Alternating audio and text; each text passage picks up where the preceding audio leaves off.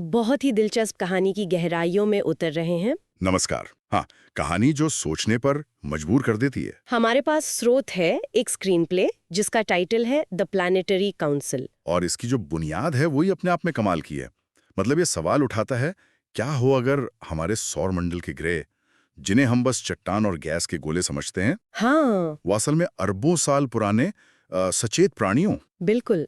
तो आज हम इसी स्क्रीन प्ले के जो मुख्य विचार हैं, इसकी कहानी के जो अहम मोड़ हैं और इससे जो बड़े सवाल उठते हैं, उन पर बात करेंगे। हाँ, और ये समझने की कोशिश करेंगे कि ये कहानी चेतना या फिर संवाद और ब्रह्मांड में हमारी जगह, इसके बारे में क्या सोचने को कहती है।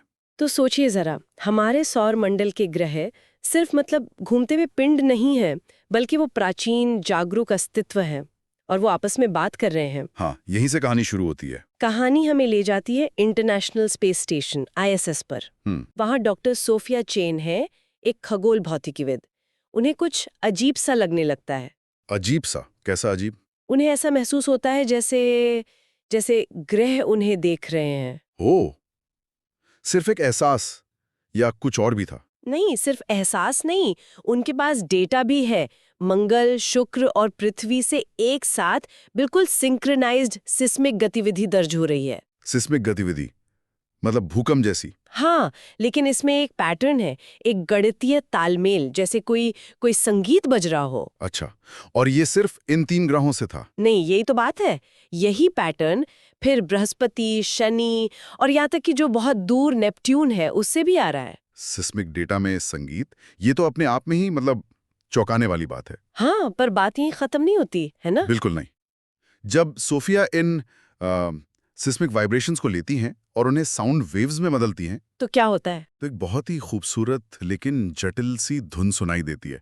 और इस धुन के बिल्कुल आखिर में एक ऐसा पैटर्न है जो साफ तौर पर एक सवाल जैसा लगता है। सवाल जैसा, मतलब आकस्मिक नहीं। नहीं, ये आकस्मिक तो बिल्कुल नहीं लग सकता, जानबूझकर बनाया हुआ लगता है। तो जाहिर है ये खोज इतनी बड़ी थी कि इसे नजरअंदाज नहीं किया जा सकता था। बिल्कुल।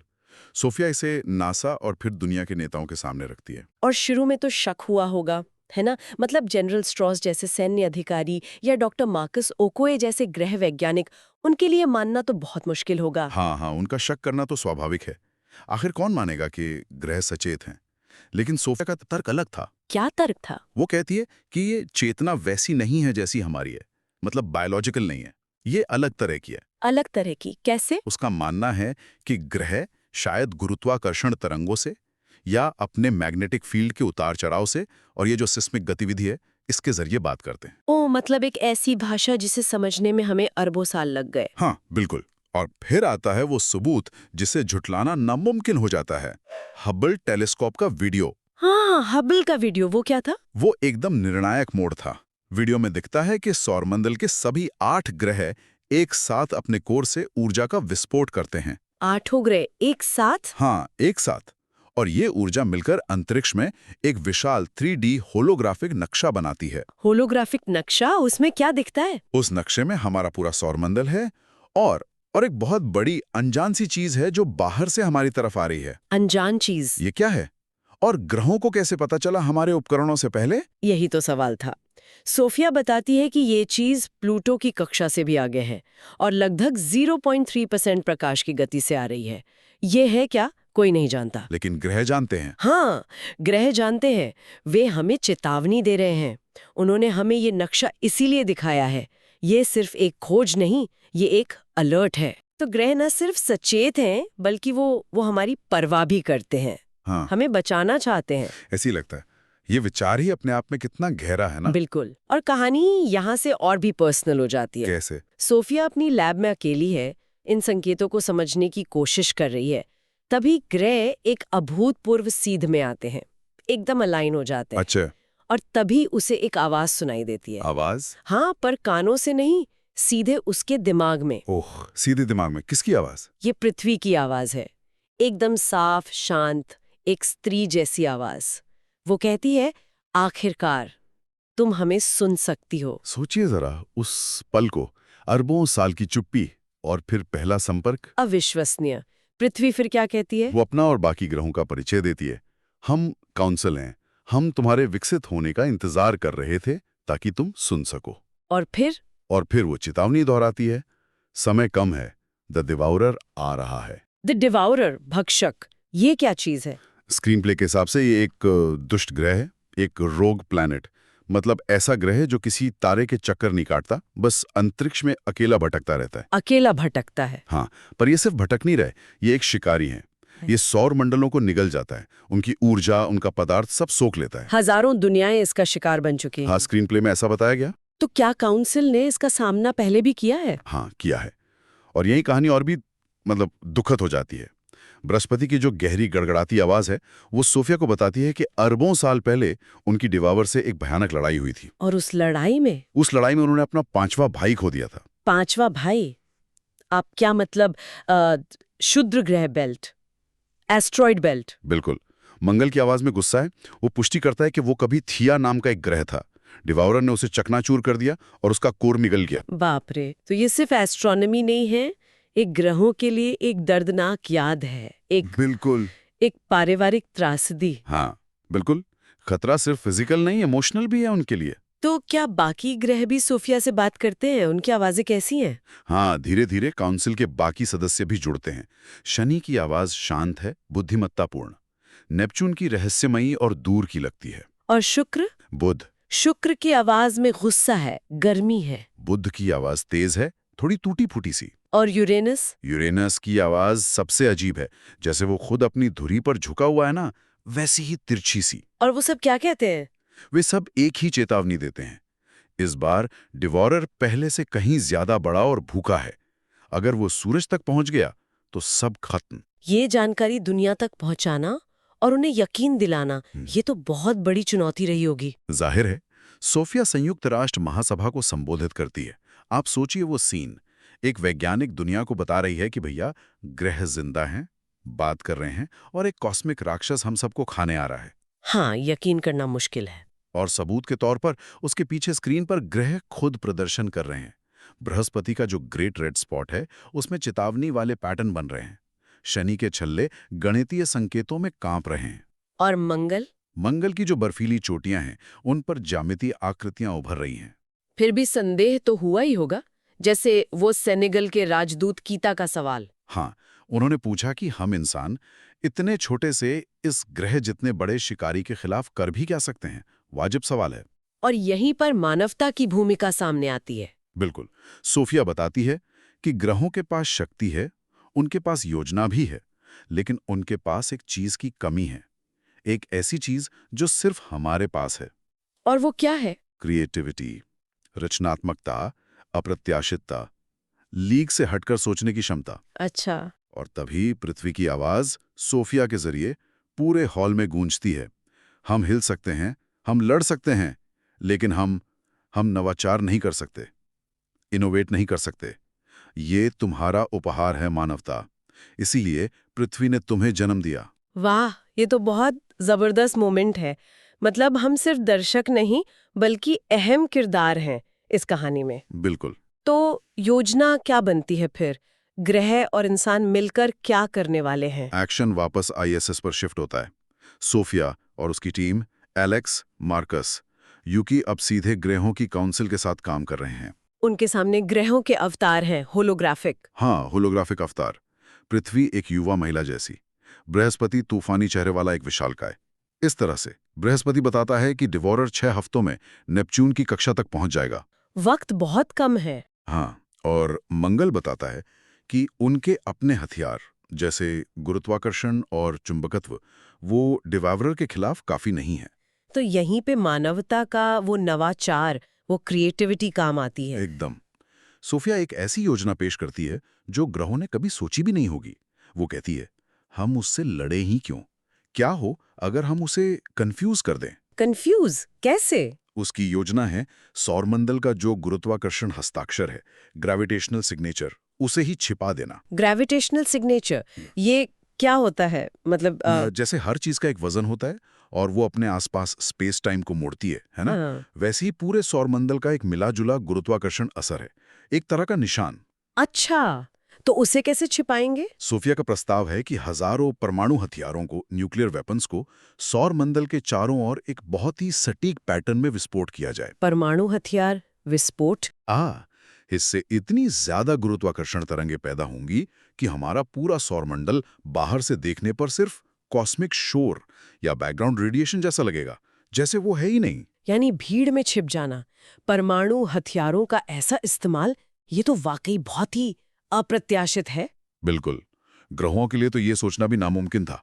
शुक्र चेतावनी देता है कि टाइमिंग बिल्कुल परफेक्ट होनी चाहिए। शनि कहता है कि ऐसा पहले कभी नहीं हुआ। काउंसिल मान जाती है। वो आपस में विचार करते हैं, शब्दों से नहीं बल्कि गुरुत्वाकर्षण की लय से, जो आईएसएस तक को हिला देती है। और अंत में पृथ्वी फैसला सुनाती है, हम प्रयास करेंगे। मानवता ने हमें कुछ ऐसा दिया है जो हमने बहुत पहले खो दिया था, आशा। लेकिन क्या वो समय पर ये सब कर पाते हैं? डिव्योरर तो आ ही रहा है। हाँ, और डिव्योरर का आना वाकई भयानक दिखाया गया है।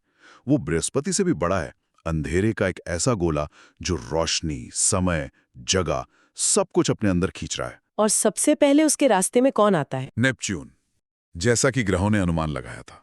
क्या नेपच्यून लड़ता है? वो लड़ता है, लेकिन जीतने के लिए नहीं। वो लड़ता है समय खरीदने के लिए। समय खरीदने के लिए? हाँ, ताकि बाकी सब योजना पर काम कर सकें।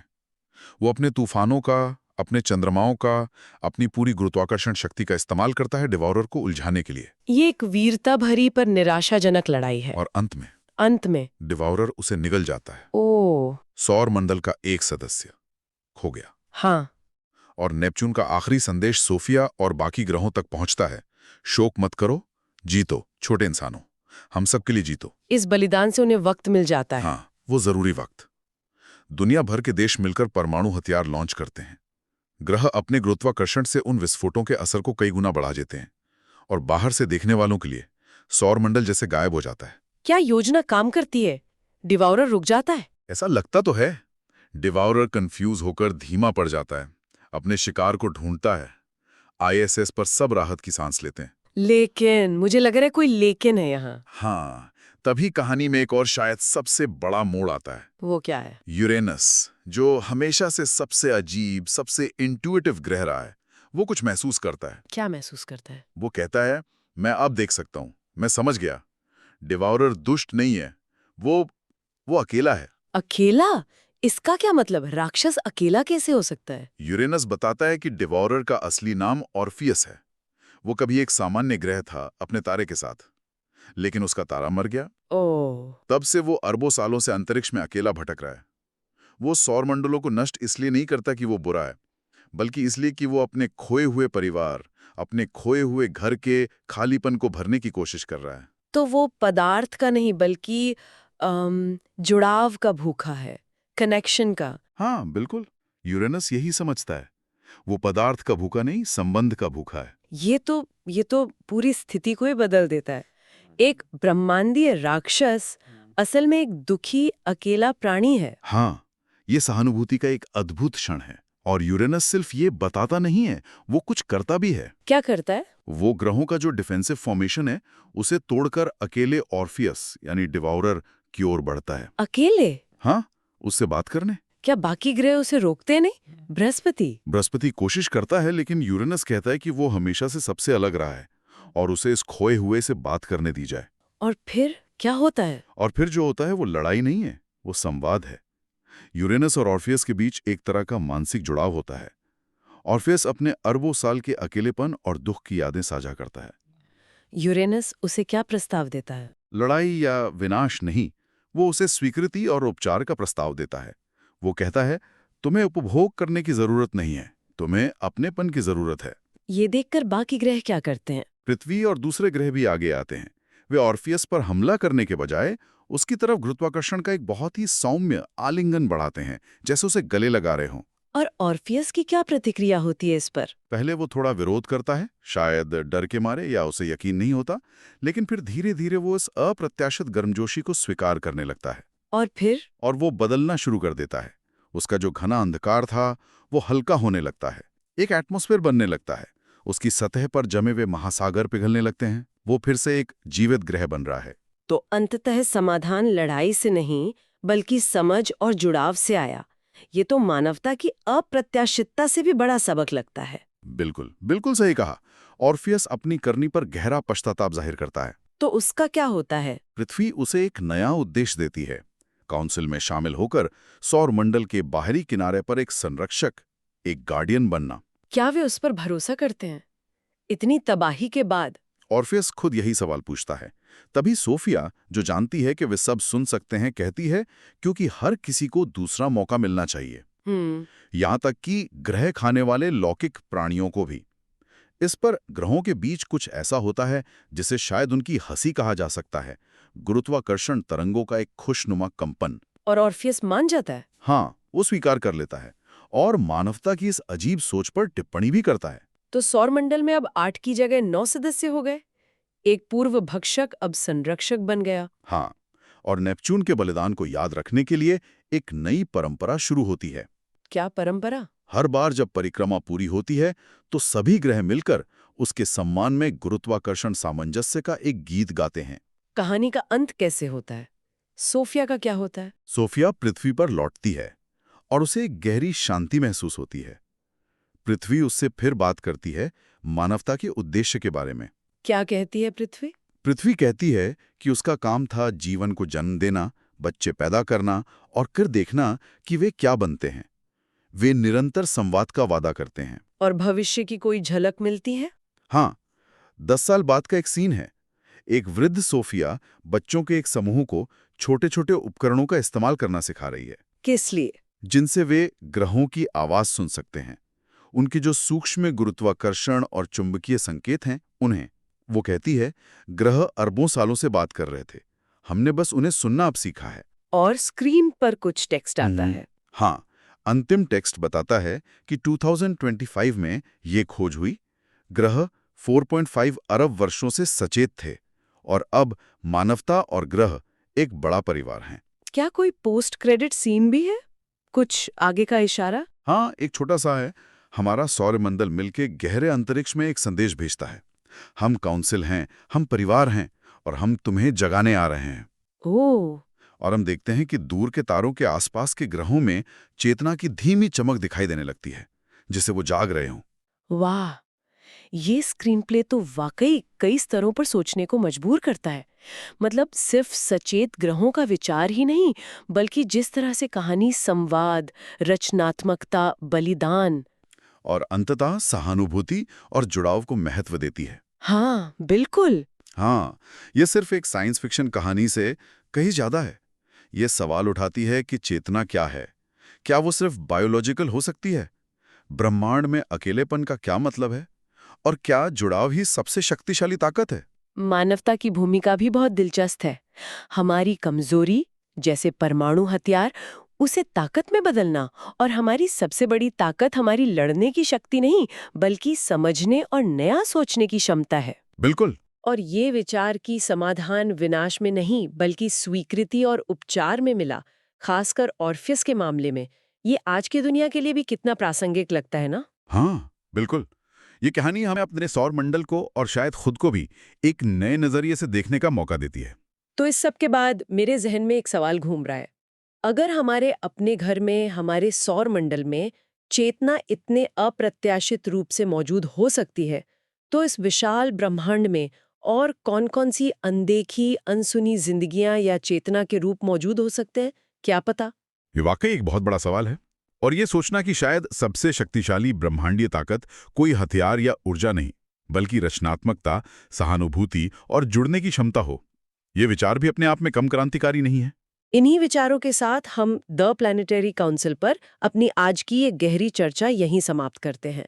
उम्मीद है इस अनोखी कहानी और इसके उठाए सवालों ने आपको भी सोचने पर मजबूर किया होगा।